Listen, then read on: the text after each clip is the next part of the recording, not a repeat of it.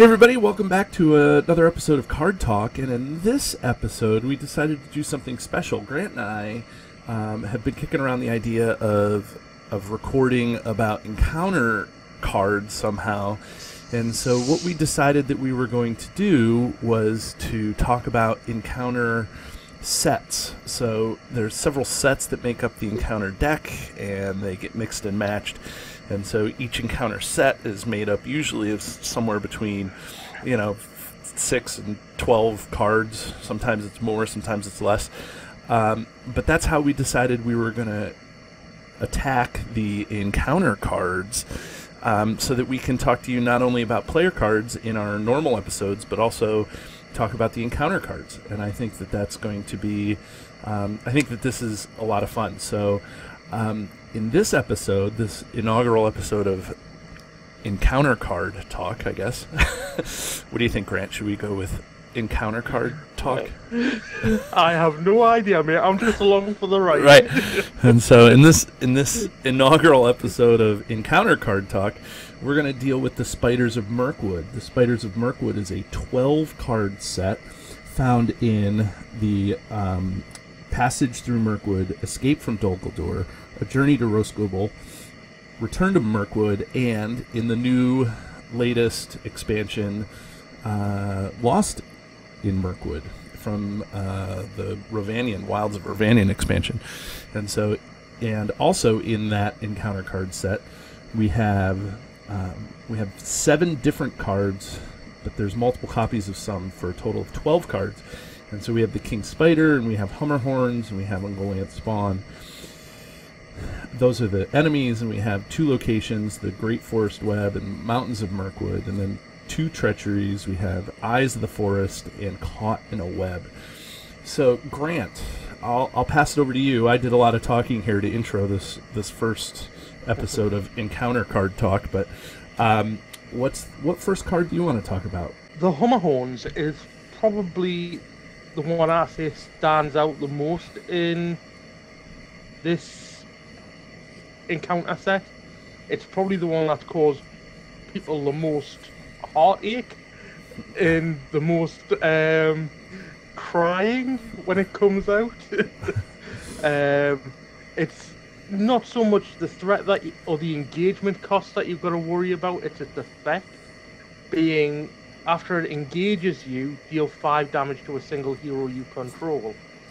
That in itself, there aren't many heroes with over 5 hit points. I think there's only one, right? Just Beorn. Yeah. At the minute, I think there is only Beorn that could take it without batting an eyelid. Or a bare lid, as the case may be. Right. But it also has a nasty shadow effect, which is deal 1 damage to each defending player character the player controls, or 2 damage if it's undefended. That in itself could be pretty detrimental to the board state. Yeah, and about the Hummerhorns, I like that it has a 40 engagement cost, because it kind of like it kind of lives in the staging area just to kind of freak you out, if you know what I mean. Like it's there, it has 40 costs, so you're sitting there and you're thinking, how am I going to deal with this? How am I going to deal with this? And so you spend turns trying to deal with the Hummerhorns, and you're like, and so you hope that you have something that can attack something in the staging area, or you hope you have like done here or something like that. Or it's always good Gandalf bait, where Gandalf can come into play and deal 4 damage to it and then kill it. But if it engages you, and the rules say that there's no difference between it engaging you and you optionally engaging it, so it would definitely kill off one of your heroes, regardless if it engages you. Yeah, I also find it's good Haldia bait. Obviously, Haldia is from a later expansion, but as long as you don't engage, you get to attack an enemy not engaged with you. So that could be ideal for him, just to ping off in the staging area. Yeah, I agree. The other card that I always look at in the encounter set here is Ungoliant Spawn. I think that Ungoliant Spawn is the boss of this encounter set. Not every encounter set has a boss, but I feel like every encounter set has a card that you have to, or a card or two that you really have to be worried about. And so Ungoliant Spawn is, I feel, with 9 hit points and 5 attack, it really tries to be that boss of this encounter set. Having said that, I don't know if it's necessarily a difficult boss card to have. You know, like I feel like with only 2 defense, it's easy to get damage on it.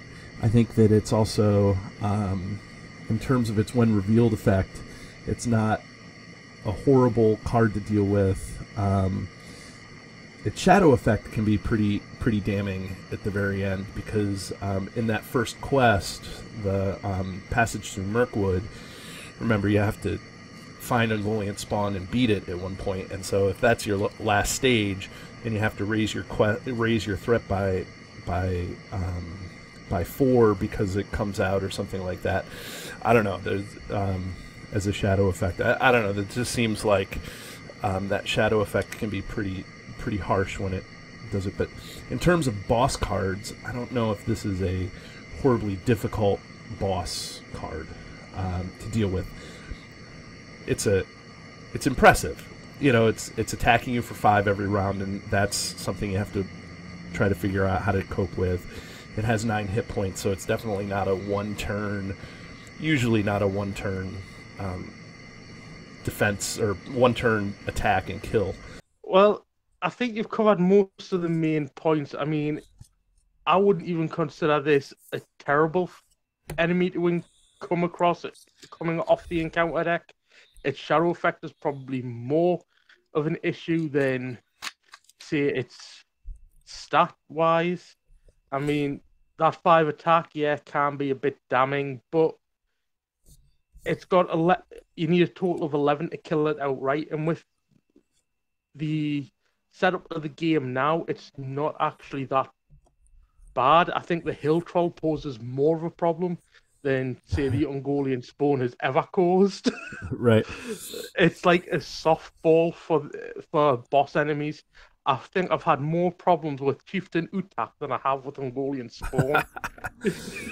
Well, the thing about Ungoliant Spawn is the shadow effect, because you can get some crows out, and then this can be the shadow card. You know, in those early passage through Mirkwood and the escape from Dol Guldur, you know, you get the crows, and then all of a sudden you're not defending the crows, and then all of a sudden you're raising your threat by 8, and that's a huge hit, and that's tough. It is. Especially if you take the crows undefended, like I do sometimes. Well, that's what I'm saying, is that, you know, you take them undefended because they hardly do any damage to you. The next card is probably Caught in a Web. I would say is annoying. It's a treachery with the when revealed effect. The player with the highest threat level attaches this card to one of his heroes. Counts as a condition attachment with the text, attached hero does not ready during the refresh phase unless you pay 2 resources from that hero's resource pool. Now, readying is the bread and butter of your heroes. You need to get more actions out of them so that you can get through the quests, kill enemies, defend enemies, and this just slows you down. You could win a quest in 5 turns normally. With this, it could bump that up to 7 or 8 turns. It drains resources that you could use to pull out allies, or to even just get that objective hero for the Carrick to take on some big trolls. But this one is just pretty much a pain. I wouldn't say I've had too much trouble with it. I've always seen at least one of these come out in every game I've played with this in the encounter deck. And I think at the moment there is still very little in the terms of condition attachment removal. Unless the Wilds of Ravanian have brought out anything new to cancel. Not anything huge, you know. It's still that that spirit card that removes the condition. What's Yeah, the you got the Miners of the Iron Hills and Elrond that can remove condition attachments, and I'm right? not sure if there's anything else out that can do that. Right. But it's just annoying more than painful. David, what were your Yeah, thoughts? no, I think caught in a web is one of those things that I seem to get all the time. Whenever I'm playing any of these quests, I find that caught in a web comes out all the time. I was actually shocked to find that it only had 2 copies. I thought it had 7 or something like that, because I always seem like that I have one of my heroes in caught in a web. Now, having said that, I have to give like props to the game designers, because these are core set encounter cards, and so for them to come up with an encounter card that can so conveniently, not conveniently for the player but conveniently for the deck, conveniently slow you down. It chews through resources. It makes one of your heroes really not useful all the time. And imagine this in Dol Guldur, when you're trying to get out. You already have one of your heroes captured, so you're already 1 hero down, and now you get caught in a web, possibly twice caught in a web. Now you're at 2 or 3 heroes that are down. It's just, this card I think is brilliant from the game point of view. Just so much into the game where you can, it's just super annoying, like you said. It doesn't harm you, it just slows you way down, and I think that that's brilliant. Yeah, and you want to know what the card art reminds me of? The dwarves being caught in a web by the spiders in going through Mirkwood. Oh, right. Yeah. Yeah. Yeah. The card art is really good. I hate bugs. It's something that maybe the listeners don't know about me. And so anytime I see these spiders, I'm just like totally skeeved out. I just can't stand it. So. Okay. So what's your next card you're going to talk about then? I mean, I think in terms of treacheries, the other treachery is pretty crazy. I'm glad it doesn't have a shadow effect, but the Eyes of the Forest, there's only 1 copy of it in, and if you're playing easy mode, you get rid of it because it has the gold ring around it. But the fact that you can draw a card, this is that card, and I think you and I have talked about this off camera a little bit, is that this card is crazy because it's part of the core set.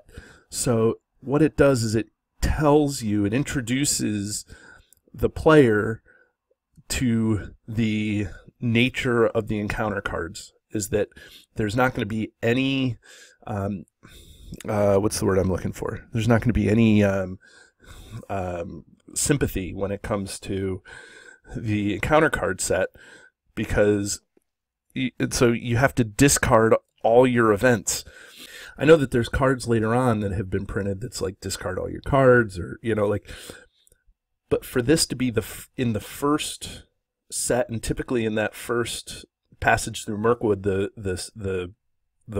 encounter, the quest that the scenario everybody plays first, and then all of a sudden you have to get rid of all your encounter cards or all your event cards. Like, that is just totally a gut punch, and I think that's a wake up call to people playing the game a little bit. It's like, don't expect this game to take it easy on you. Yeah, I'd agree with that, but I've also found that Eyes of the Forest doesn't actually impact all that bad.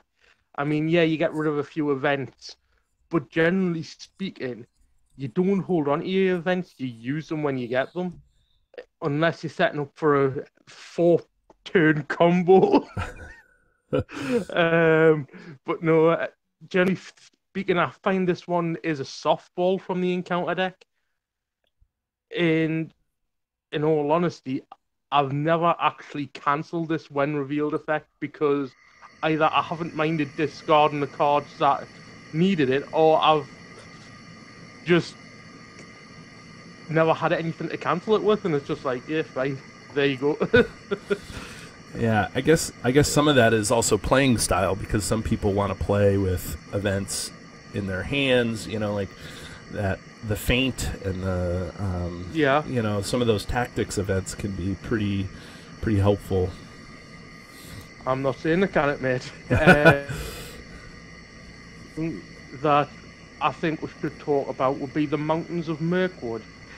Now, this is probably the one that gets most people kind of worried when they travel to it, because it has a travel effect. Reveal the top card of the encounter deck and add it to the staging area to travel there. Now, that in itself can be very risky. You can either pull out a Hummer Horns or a Chieftain Utak or whatever it is can come out and bite you on the backside.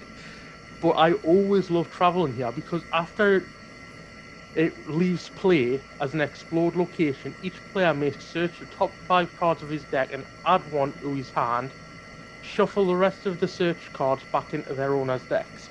Now, that is a bit of the encounter deck saying, right, well, we'll try to screw you over. Here's a little reward for actually clearing it. And I find that those are the best. And it's mainly locations that benefit you. There's hardly ever an enemy that, and I don't know of an enemy, and there's never a treachery that benefits you. And that's why I like the balance of the game. That hey, here's the Mountains of Mirkwood. It sucks to travel here, but once you achieve, it's kind of like you've won the prize for getting through that location. Okay, what's the next card on the agenda, David? Well, there's really only 2 more cards in the deck. There's an enemy, the King Spider, which is fine, and then there's the Great Forest Web. I don't really have anything to say about the Great Forest Web much. I mean, it's kind of a softball location. It's got 2 threat, so I feel like 2 threat is something that can stay in the staging area if you don't want to exhaust the hero to travel there.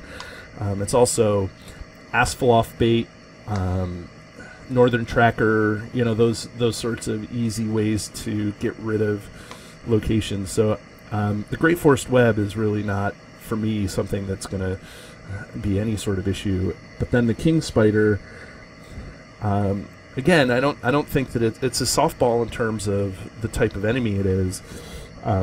But I always find that when I have to exhaust a character that I control, like this when revealed effect, because I always line up. I'm like, okay, I can quest with these guys, I can attack and I can defend, and then I can do it. So then when I have to exhaust a character, that just screws up my attack defend